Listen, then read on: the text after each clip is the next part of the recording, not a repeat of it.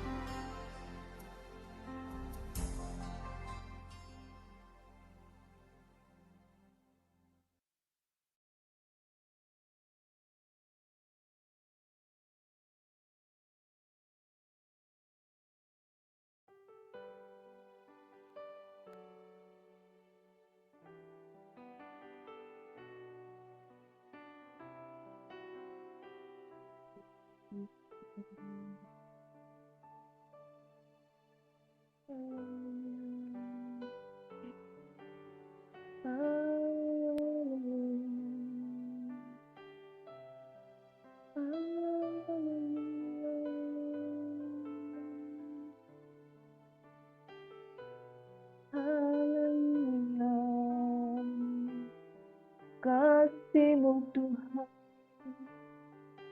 we worship you Jesus. Mari kita satu di dalam doa. Bapa, terima kasih Tuhan Yesus. Kami mensyukuri kasih yang kami terima di dalam kehidupan kami. Kami tahu kami tidak mampu bertahan kalau tidak ada kasih-Mu yang sempurna, Bapa. Kasih yang luar biasa.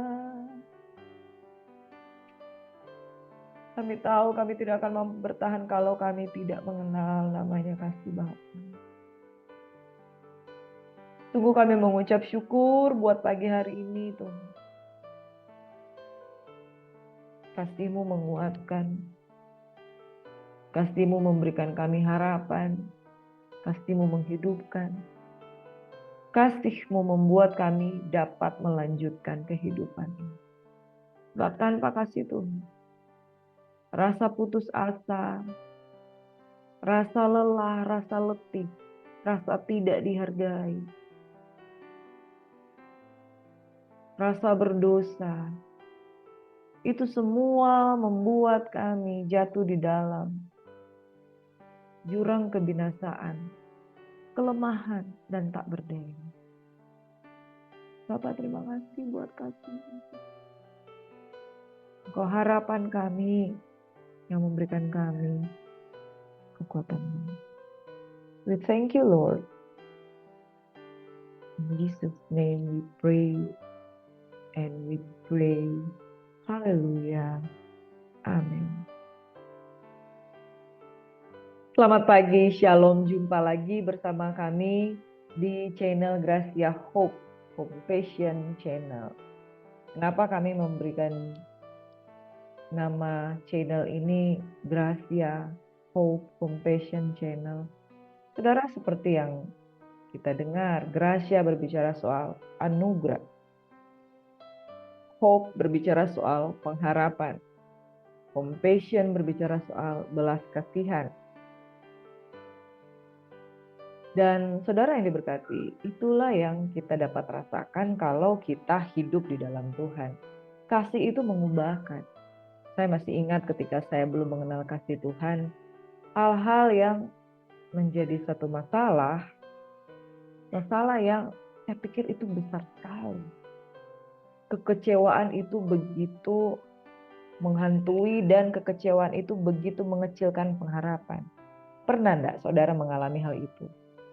Ketika kita belum kenal Tuhan, kekecewaan itu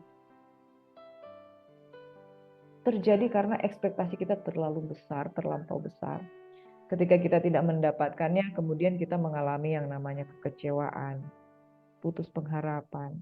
Yang ada adalah nangis, dan Tuhan gak kuat. Saudara, kalau engkau pernah mengalami titik terendah seperti ini, saudara, satu hal jalan keluarnya adalah kita buka hati untuk menerima satu kasih yang tidak pernah akan gagal. Satu kasih yang tidak pernah akan berakhir. Saudara, masuk ke dalam kasihnya tuh lebih lagi. Seperti ketika kita ada di dalam kegelapan, lalu kasih Tuhan itu datang seolah-olah seperti sebuah pengharapan, pintu yang terbuka, dan di balik pintu ada cahaya, ada kemenangan yang memberikan engkau pengharapan. Stop your anxiety, your worries, ya tinggalkan semuanya, karena yuk di dalam Tuhan itu selalu ada pengharapan. Dan satu hal saudara, pagi hari ini kita mau belajar satu hal tentang kasih. Kasih yang benar, kasih yang dewasa itu kasih yang lahir dari kasih Allah, kasih agape.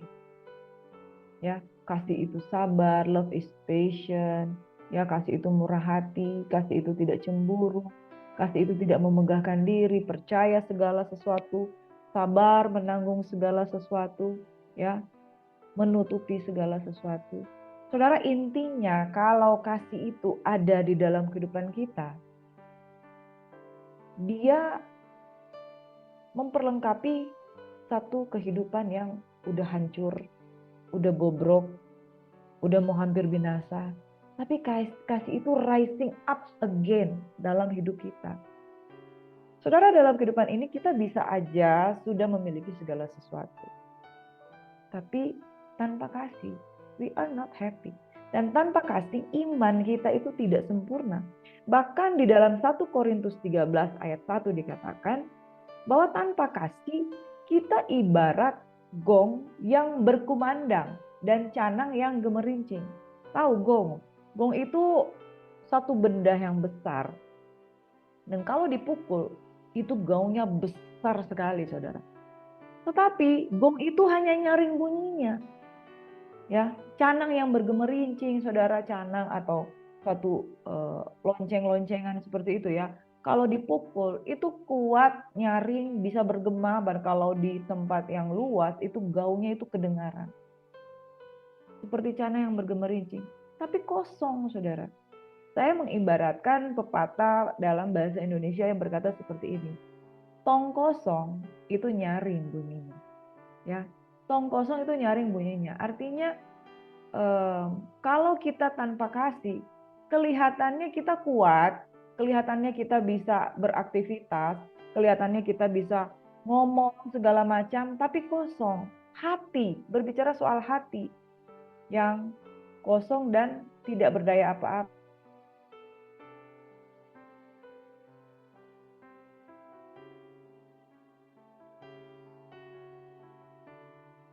Kalau saudara-saudara lihat dengan gambar seperti ini, dalam kehidupan kita itu gelap adanya, saudara. Tapi kasih itu menyempurnakan.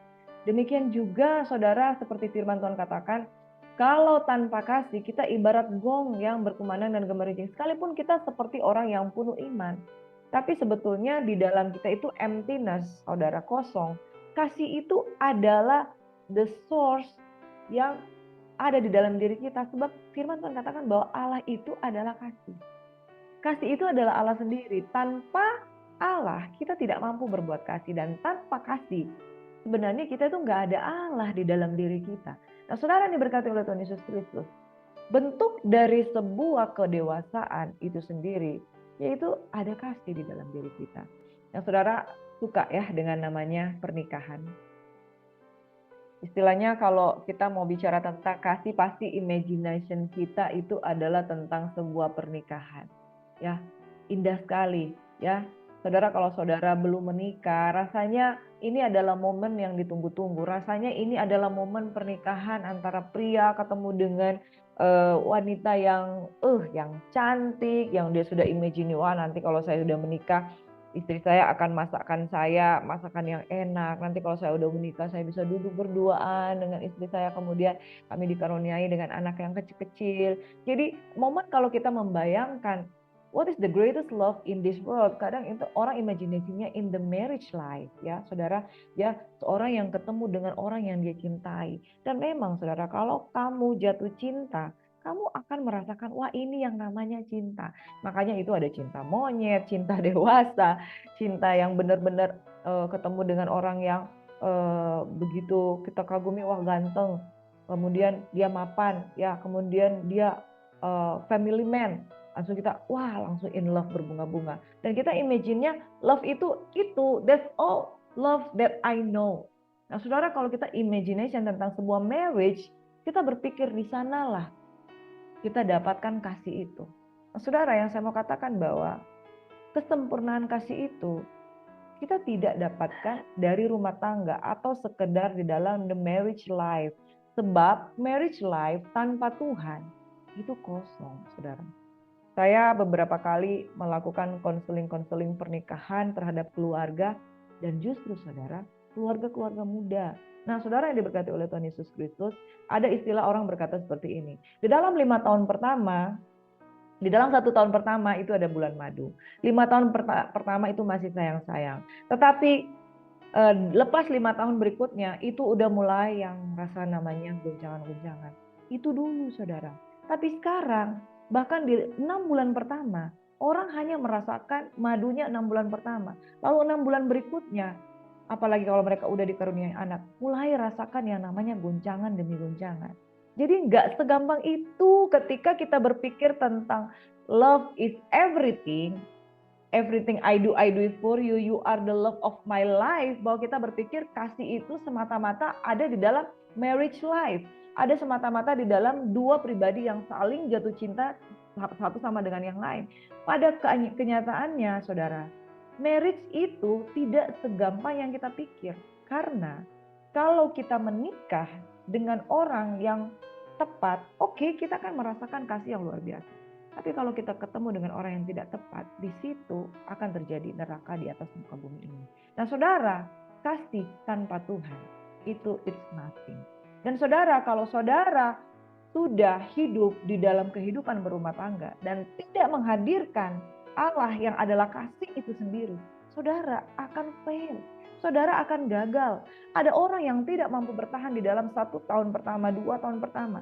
Tapi orang-orang yang sungguh-sungguh hidupnya melekat kepada Tuhan, mereka akan tetap tinggal di dalam kasih Bapa. Sebab mereka menikah bukan lagi dengan orang yang mereka cintai, tetapi mereka mencintai orang yang mereka nikahi. Saudara, kalau kita mau belajar tentang kasih, kita tidak akan pernah berhenti karena hidup itu akan selalu belajar. Saya sudah menikah kurang lebih selama 16 tahun. Dan di dalam 16 tahun itu kita ada suka, ada duka, ada senang, ada sayang, ada kadang kesel, dan ada kadang argumentasi. Nah saudara, itu kalau mau bicara soal kasih nggak akan habis di dalam 1 hari kalau kita membahas bahwa kita tuh perlu kasih karunia Allah untuk tinggal di dalam kasih. Nah saudara, kalau kita tidak memiliki Allah di dalam diri kita tidak akan mengalami yang namanya kasih yang sempurna. Saudara yang diberkati oleh Tuhan Yesus Kristus, 1 Korintus 13 berkata, tanpa kasih iman kita itu tidak sempurna. Tanpa kasih kita seperti gong yang berkumandang dan canang yang bergemerincing. Tak bergemerincing. Saudara, tanpa kasih nol besar saudara. Pernikahan itu akan kosong.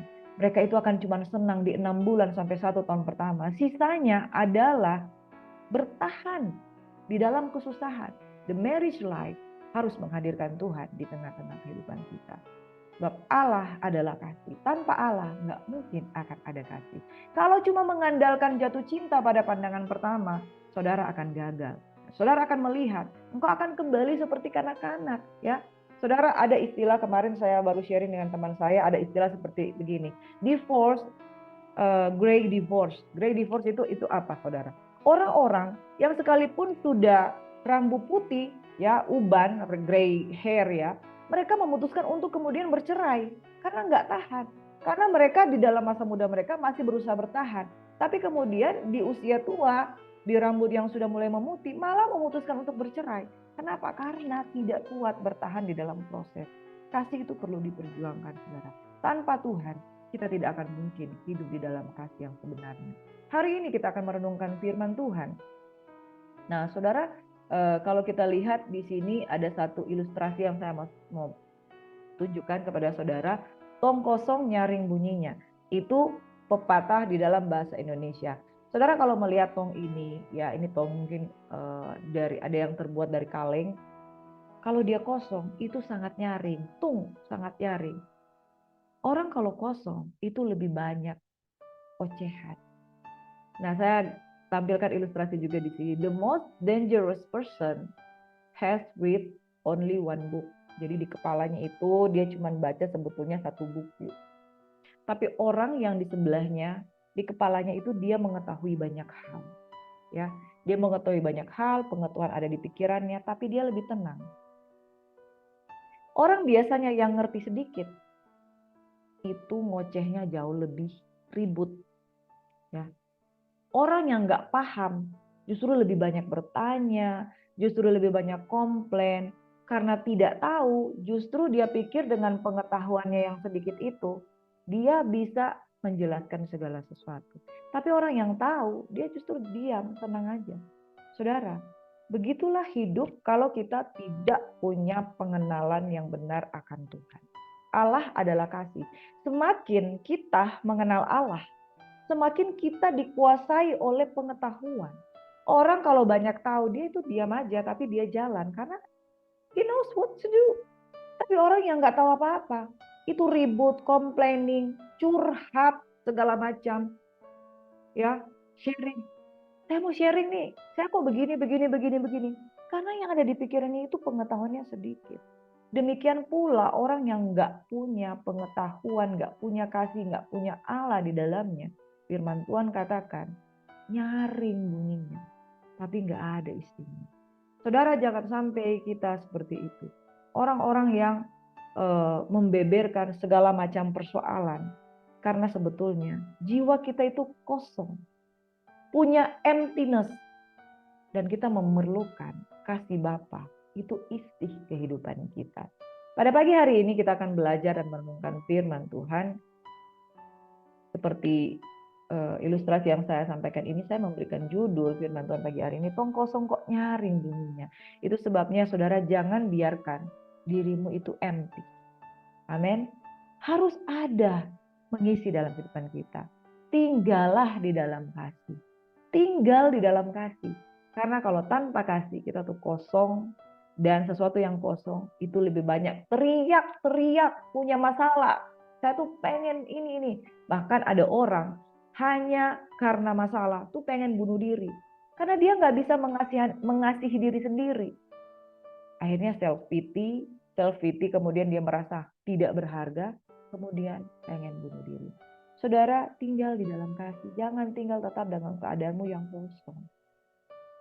Firman Tuhan katakan di dalam 1 Korintus 13, sekalipun aku dapat berkata-kata dengan semua bahasa manusia dan bahasa malaikat, tapi jika aku tidak punya kasih, aku sama dengan gong yang berkumandang dan canang yang gemerincing. Ribut, tapi nggak punya pengetahuan apa-apa.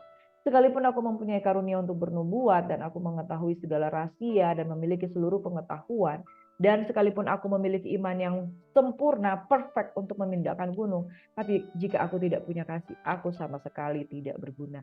Dan sekalipun aku bagikan segala sesuatu yang ada padaku, bahkan menyerahkan tubuhku untuk dibakar, tapi jika aku tidak mempunyai kasih, sedikit pun tidak ada faedahnya bagiku. Jadi saudara-saudara, di dalam 1 Korintus 13 itu begini. Kalau kita berdiri di atas muka bumi ini, di hidup ini tanpa kasih, itu tong kosong nyaring bunyinya. Kelihatannya hebat dari luar, tapi kosong. Hati-hati dengan orang yang hidupnya kosong. Ya, suka menggembar-gemborkan masalah karena pengetahuannya sedikit. Ini bahayanya begini. Emptiness itu sesuatu yang bahaya, saudara. Kalau ada emptiness di dalam kehidupan kamu, saudara salah-salah kalau engkau punya kekosongan, engkau bisa mencari pemenuhan mood dari sesuatu yang salah. Ya, ada seseorang yang karena dia kosong hidupnya, dia cari pemenuhan di okultisme. Dia cari pemenuhan kepada pengenalan-pengenalan yang salah tentang Tuhan. Dan saudara, kalau ini bahayanya di dalam sebuah rumah tangga Kristen, jikalau ada seseorang yang tidak terpenuhi kasih di dalam dirinya, dia akan cari di luar, saudara. Dia akan cari pemenuhan kasih yang kosong itu dari orang yang dia sebut lakor, pebinor, selingkuhan, ya seperti itu, saudara.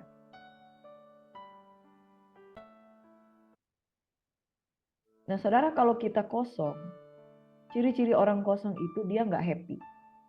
Ciri-ciri orang kosong itu dia selalu merasa kurang. Ciri-ciri orang kosong itu dia ribut. Karena pengetahuannya nggak ada. Selain pengetahuan yang nggak ada, dia merasa dia nggak disayangi, dia nggak merasa Tuhan itu jauh dari dia. Dan orang-orang yang seperti ini, kalau dia hanya sekedar menyalahkan diri sendiri, kalau hanya dia sekedar menyalahkan suaminya, orang lain, istrinya, hanya sekedar menyalahkan manusia, itu masih kategori sedang. Tapi kalau dia sudah mulai menyalahkan Tuhan, mulai menyalahkan masa lalu, ini berat, saudara. Berat dan sangat berat. Bahkan maaf, orang yang sudah memiliki iman percaya kepada Tuhan sekalipun, dia akan kehilangan imannya. Karena dia dikuasai kepahitan. dikuasai oleh masalah. Jadi saudara, jangan memandang rendah satu masalah kalau seseorang itu merasa kosong. Karena nggak ada kasih.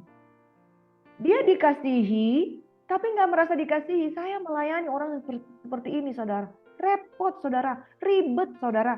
Dia dikasihi oleh orang tuanya, tapi dia merasa nggak dikasihi. Ini sulit, saudara. Yang seperti ini sulit. Karena dia pahit dan menolak kasih Bapa. Dan yang seperti ini adalah embrio dari orang-orang yang kepahitan dan kemudian meninggalkan Tuhan. Karena firman Tuhan katakan, orang-orang seperti ini menjauhkan diri dari kasih karunia Tuhan. Ada kasih tapi merasa tidak dikasihi. Jangan main-main dengan persoalan seperti ini. Kalau engkau merasa hatimu kosong, engkau akan mencari pemenuhan yang salah, engkau akan menyalahkan keadaan, engkau akan menyalahkan orang lain, bahkan sekalipun engkau dikasihi, engkau akan mengatakan bahwa saya tidak dikasihi. Engkau hidup di dalam duniamu sendiri dan kemudian engkau merasa bahwa kepahitan adalah pelarianmu. Saudara, engkau sudah menjauhkan diri dari kasih karunia Allah. Sungguh, inilah dosa yang menghujat Roh Kudus. Dia ada di dalam engkau, tapi engkau merasa dia tidak ada. Saudara, bertobat kalau engkau mengalami hal seperti ini. Saya nggak akan mengatakan lebih banyak lagi, saya hanya bisa katakan, engkau harus sadar bahwa Tuhan ada di dalam engkau. Bahaya yang kedua, kalau kita tidak punya kasih, saudara, kita akan menjadi orang yang memiliki iman, tapi seolah-olah tidak sempurna. Kita katakan, wah kita bisa berdoa, kita bisa memindahkan gunung, tapi orang ini nggak punya kasih. Ya, dia bisa melayani dengan luar biasa di luar sana, tapi nggak punya kasih, saudara. Itu kosong, saudara. Tidak mempunyai kasih itu sama sekali tidak berguna. Orang yang memiliki iman tapi tidak punya kasih, itu berbahaya, saudara. Dia tidak menerapkan kasih itu dalam dirinya. Dan yang ketiga, saudara, sekalipun aku membagikan segala sesuatu yang ada padaku, bahkan menyerahkan tubuhku untuk dibakar, tapi jika aku tidak mempunyai kasih, jika aku tidak ada faedahnya. Jadi saudara udah berkorban, saudara sudah melakukan banyak hal, pada intinya saudara hitung-hitungan. Kan saya sudah begini. Orang yang melakukan segala sesuatu, tapi sebelah itu di belakangnya dia komplain. Dia komplain, kemudian itu jadi nol, saudara. Jadi ibaratnya kamu nggak dapat pahalanya. Ya, orang seberang bilang. Nah, saudara yang diberkati oleh Tuhan Yesus Kristus, gak ada faedahnya. Dan yang berikutnya, kalau saudara kita tidak punya kasih, ayat 11. Ketika aku kanak-kanak, aku berkata seperti kanak-kanak, aku merasa seperti kanak-kanak, aku berpikir seperti kanak-kanak. Karena gak ada kasih. Implementasinya begini, saudara. Di dalam rumah tangga, kemudian egoistis terjadi. Percekcokan terjadi. Kemudian mereka lari kepada orang ketiga. Yang sudah punya anak kemudian dititipkan ke orang tuanya. Saya punya masalah dengan suami, saya titip kepada mamanya. Ya, saya punya masalah dengan suami saya pengen cerai aja. Merajuk. Orang yang gak punya kasih itu kembali seperti kanak-kanak. Makanya kalau belum dewasa jangan menikah. Karena pernikahan itu membutuhkan kasih dan kedewasaan. Ketika aku kanak-kanak, aku berkata-kata seperti kanak-kanak. Ketika aku kanak-kanak, aku berpikir dan merasa seperti kanak-kanak. Karena orang yang tinggal dalam kasih itu adalah orang yang dewasa. Karena orang yang dewasa inilah dia meninggalkan kekanak-kanakannya. Makanya saudara, kalau saudara menginginkan sebuah pernikahan, pengen nikah, saudara harus siap. Karena di dalam pernikahan itu harus ada dua orang yang sama-sama dewasa. Di dalam Kidung Agung dikatakan, adikku belum bertumbuh buah dadahnya. Jadi dia belum bisa menikah. Nah saudara, kalau belum dewasa jangan menikah. Karena kalau saudara menikah di dalam sifat yang kanak-kanak, saudara akan mempermainkan rumah tangga itu. Akhirnya anak dititip ke orang tua. Lalu saudara bergaul kembali seperti layaknya anak muda. Padahal sudah punya anak, sudah punya 2 anak dititip. Kemudian tidak mau kerja. Saudara sama seperti anak-anak, pengen diurusi. Saudara, orang yang tidak punya kasih itu akan kekanak-kanakan. Orang yang tidak punya kasih itu tidak bisa hidup berumah tangga karena yang dia pikirkan, saya nggak mau, saya mau cerai, saya mau pisah. Saya nggak mau masak, suami saya tidak suka dengan masakan saya, dikatakannya tidak enak. seperti kanak-kanak, saudara. Nah, saudara kalau bersikap seperti ini, jangan mimpi saudara akan mengalami kerajaan Allah di dalam kehidupanmu. Nah, saudara kita akan merenungkan bahwa di dalam 1 Korintus 13 ayat 4 hingga ayat yang ke-10. Saudara kalau kamu mau melihat bahwa hidupmu itu berbahagia, harus undang kasih Tuhan. Harus undang Allah dalam kehidupanmu. Sebab kasih itu, satu, sabar. Kasih itu murah hati, ia tidak jealous, tidak cemburu, ia tidak memegahkan diri dan tidak sombong, tidak melakukan yang tidak sopan, tidak mencari keuntungan diri sendiri, ia tidak pemarah dan tidak menyimpan kesalahan orang lain. Ia tidak bersuka cita karena ketidakadilan, tetapi karena kebenaran ia menutupi segala sesuatu, percaya segala sesuatu, mengharapkan segala sesuatu, sabar menanggung segala sesuatu. Kasih tidak berkesudahan, nubuat akan berakhir, bahasa roh akan berhenti, pengetahuan akan lenyap. Sebab pengetahuan kita tidak lengkap dan nubuat kita tidak sempurna. Tetapi jika yang sempurna itu tiba, maka yang tidak sempurna itu akan lenyap. Ketika aku kanak-kanak, aku berpikir seperti kanak-kanak. Aku merasa seperti kanak-kanak. Aku berpikir seperti kanak-kanak. Sekarang sesudah aku menjadi dewasa, aku meninggalkan sifat kanak-kanak itu. Karena sekarang kita melihat dalam cermin suatu gambaran yang samar-samar, tetapi nanti kita akan melihat muka dengan muka. Sekarang aku hanya mengenal dengan tidak sempurna, tetapi nanti aku akan mengenal dengan sempurna seperti aku sendiri dikenal. Demikianlah tinggal ketiga hal ini, yaitu iman, pengharapan, dan kasih. Dan yang paling besar diantaranya ialah kasih. Kejarlah kasih itu dan usahakanlah dirimu memperoleh karunia-karunia roh, terutama karunia untuk bernubuat. Saudara yang diberkati oleh Tuhan Yesus Kristus, ini gambaran bahwa tanpa kasih, saudara tidak akan mampu memasuki satu kehidupan yang membutuhkan kedewasaan. Karena di dalam hidup ini, kalau kita tidak punya kasih, yaitu kita kosong. Sementara dalam hidup berumah tangga, kita perlu yang namanya itu sabar, murah hati, tidak jealous, sembarang jealous, tidak memegahkan diri dan tidak sombong. Saudara, kasih menutupi segala sesuatu. Orang yang tidak punya kasih, setiap kali ada masalah diungkit. Setiap kali ada masalah, walaupun masalahnya udah bertahun-tahun, lalu dibukakan. Bahkan suaminya kalau boleh dipermalukan. Kalau boleh dia serang di sosial media. Padahal masalah kecil dan harusnya bisa diatasi di dalam kamar. Karena dia tidak bisa atasi di dalam kamar, karena tidak punya kasih, disebarkannya di Facebook, mohon maaf, disebarkannya di sosial media, karena nggak punya kasih. Saudara kalau tidak mampu menyelesaikan urusan di dalam rumah tangga, harusnya tunda dulu pernikahan. Tapi karena kebelet, pengen nikah, pengen segera berdua-duaan, itu pengen cepat-cepat menikah. Akhirnya menikah tanpa ada kedewasaan berpikir. Akhirnya ketika ada masalah, bukan cuma dua orang ini yang tahu, tapi mertua pun masuk campur, mama masuk campur, papa masuk campur, mertua masuk campur, adik masuk campur, ipar masuk campur. Akhirnya perang dunia ketiga. Hanya karena tidak ada kasih. Ada begitu banyak pernikahan di atas dunia ini hancur. Karena masalah cuan. Kamu udah gak cari kerja ya? Kamu cuma mau menikah tapi gak mau kerja ya? Kamu mau kasih makan apa anak saya? Saudara yang diberkati oleh Tuhan Yesus Kristus. Hanya karena persoalan tidak ada kasih. Ada begitu banyak rumah tangga yang hancur, kemudian terjadi perceraian. Nikah, cerai, kemudian tidak bertobat. Yang ada adalah keluarga yang kemudian kehilangan kasih. Saudara, demikianlah tinggal ketiga hal ini, yaitu iman, pengharapan, dan kasih. Yang paling besar diantaranya ialah kasih. Saudara, saya tahu pada hari ini saudara membutuhkan kasih Bapa.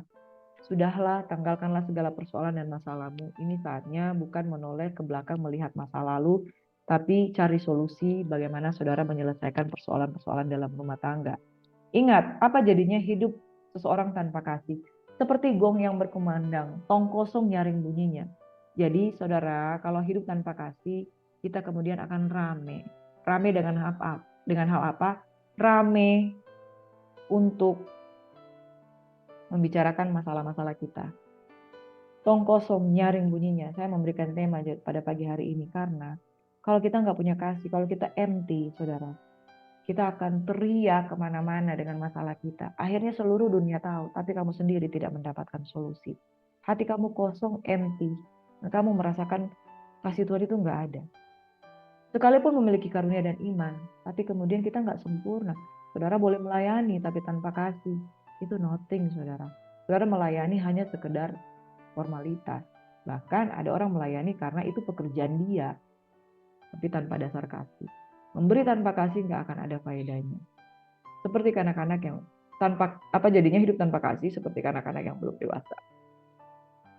Sebaliknya, saudara, kalau kita undang kasih dalam kehidupan kita akan jadi lebih sabar, murah hati, nggak gampang jealous, tidak memegahkan diri, nggak sombong, saudara. Kesombongan itu adalah akar dari dosa iblis. Karena kesombongan dia pengen naik menyamai Tuhan yang maha tinggi. Tapi kalau ada Tuhan, kita akan belajar untuk rendah hati. Ia tidak melakukan yang tidak sopan dan tidak mencari keuntungan diri sendiri. Ia tidak pemarah dan tidak menyimpan kesalahan orang lain.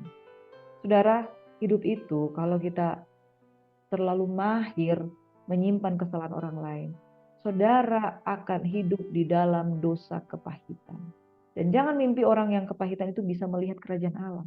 Sebab firman Tuhan katakan, hakim itu akan memasukkan orang yang punya hutang itu ke dalam penjara dan dia tidak akan keluar dari sana sampai dia melepaskan pengampunan. Orang yang pemarah dan tidak menyimpan kesalahan orang lain, orang yang hidup di dalam kasih. Saudara, coba saudara pegang dada saudara dan berkata, God, I need you to fulfill my heart. Ia tidak bersuka cita karena ketidakadilan, tetapi ia bersuka cita karena kebenaran. Ia menutupi, covering everything. Ya, menutupi segala sesuatu dengan apa? Dengan darah Yesus. Dengan kasih. Tuhan sudah cover kita dengan darah Yesus supaya kita yang berdosa itu bisa dipulihkan. Bagaimana mungkin kita memperhitungkan kesalahan orang lain itu berlebihan. Too much. Percaya segala sesuatu, mengharapkan segala sesuatu, dan sabar menanggung segala sesuatu. Amin. Dan saudara, di dalam 1 Korintus 13 ayat 13 dikatakan, demikianlah tinggal ketiga hal ini, yaitu iman, pengharapan, dan kasih, dan yang paling besar diantaranya ialah kasih. Allah adalah kasih. Tinggallah di dalam kasih, sebab orang yang tinggal di dalam kasih, iblis tidak akan dapat menjamah dia. Kejarlah kasih itu dan usahakanlah dirimu memperoleh karunia-karunia roh, terutama karunia untuk bernubuat. Saya berdoa pada pagi hari ini, saudara akan menjadi rumah tangga yang berbahagia, yang menghadirkan Tuhan di dalam kasih saudara. Itu sebabnya di dalam 1 Korintus 13, 14, 15, dan juga 16, kita belajar bagaimana kita harus menjaga diri kita dengan kasih dan juga karunia-karunia roh di dalam pelayanan untuk saling menguatkan satu dengan yang lain. Di dalam 1 Korintus 15 ayat 33 dikatakan, jauhkanlah dirimu dari pergaulan yang tidak benar, karena pergaulan yang buruk itu pasti akan merusak kebiasaan yang baik, saudara. Kalau saudara mau tinggal di dalam kasih, bergaulah dengan orang-orang yang takut akan Tuhan. Karena ketika kita bergaul dengan orang-orang yang takut akan Tuhan, rumah tanggamu akan benar. Kalau saudara rumah tangganya itu mengalami goncangan, terus saudara ketemu dengan orang yang bilang begini, ya udah cerai aja, ya udah cari aja yang lain. Itu tuh di sana ada yang ganteng, dia tuh lebih sayang sama kamu. Saudara, kita tidak akan mungkin tinggal di dalam kasih Tuhan kalau telinga kita masukkan dengan nasihat-nasihat orang fasik. Nah, di dalam satu pernikahan, 1 ditambah 1 harusnya menjadi 1. Itu dalam pernikahan, saudara. Saudara dengan suami saudara sendirilah yang harus selesaikan itu persoalan. Bahkan kalau bisa, jangan orang tua yang menyelesaikan, jangan mertua yang menyelesaikan, jangan pendeta yang menyelesaikan. Itu boleh terjadi kalau saudara udah give up, udah menyerah. Tapi usahakan, sejak saudara menikah, itu yang selesaikan persoalan kamu berdua aja. Terus di mana menyelesaikan? Di dalam rumah. Lebih baik lagi, di dalam kamar, tertutup. Anak-anak gak tahu masalahmu, anak-anak gak tahu kalau kamu punya masalah finansial, kamu punya masalah di dalam berhubungan, kamu punya masalah di dalam hubungan dengan mertua, anak-anak gak perlu tahu. Kamu aja. Makanya saudara, ini pergaulan suami cukup sama istri. Kalau soal masalah-masalah dalam rumah tangga, supaya kasih itu cepat pulih. Saudara kalau di dalam rumah tangga, kalau saudara marahan, terus cuma saudara yang tahu, itu cepat pulih. Tapi kalau saudara marahan, mertua kemudian tahu, orang-orang di sosmed tahu, mereka akan menjadi hakim di dalam pernikahan.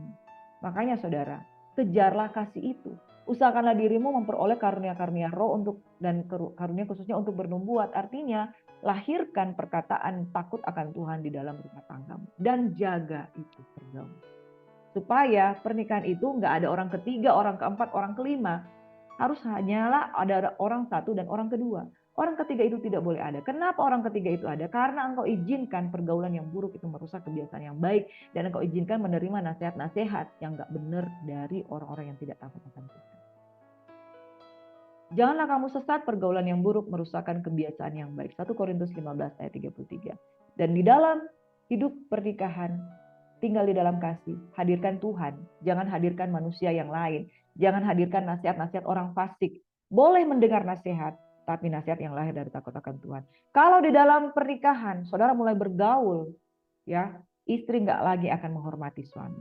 Suami akan lebih mengutamakan teman daripada yang lain. Janganlah kamu sesat. Pergaulan yang buruk merusakkan kebiasaan yang baik, merusakkan kasih Tuhan yang ada dalam kehidupan. Siapa bergaul dengan orang bijak menjadi bijak, tetapi siapa berteman dengan orang bebal menjadi malang. Saudara, bergaul dengan orang bijak, bergaul dengan firman membuat kita menjadi orang yang hidup di dalam kasih. Tapi orang yang bergaul dengan orang yang bocor mulut, maka dia akan kehilangan kasih. Kasihnya pun akan bocor. Nah, saudara diberkati oleh Tuhan Yesus Kristus. Tong kosong nyaring bunyinya. Orang yang tidak mengetahui kebenaran, dia akan ribut sana sini. Dan orang yang tidak punya kasih, dia akan mengalami banyak persoalan. Itu sebabnya tinggallah di dalam kasih Bapa. Sebab Allah adalah kasih. Dan jangan biarkan orang ketiga, pergaulan yang buruk masuk di dalam hidup nikahmu. Tetapi biarlah engkau sendiri dan hadirkan Tuhan. Allah adalah kasih di dalam kehidupan rumah tanggamu. Maka engkau akan menjadi dewasa di dalam Tuhan. Bukan menjadi rumah tangga yang kekanak-kanakan. Jangan jual beli di sosial media. Jangan menjual kekurangan suamimu kepada mertuamu. Karena jangan jual kekurangan suamimu kepada orang tuamu, mertua dari suamimu. Karena mereka bisa saja tidak memaafkan pasanganmu. Sementara engkau sendiri bisa memaafkan. Makanya rumah tangga yang hancur lahir dari sifat yang kekanak-kanakan. Karena gak ada kasih di dalamnya. Hadirkan Tuhan, Allah adalah kasih. Dan ketika kamu dipenuhi dengan kasih, maka kamu akan menjadi orang yang dewasa dan matang. Dan luwes dalam berpikir, tidak sembarangan ngomong. Dan saudara, tinggallah di dalam kasih, maka saudara akan mengalami iman, pengharapan, dan kasih. Tapi yang terbesar diantaranya adalah kasih. Tuhan Yesus memberkati. Shalom and God bless you. Mari satu dalam doa. Bapa di surga, kami berterima kasih buat pagi hari ini.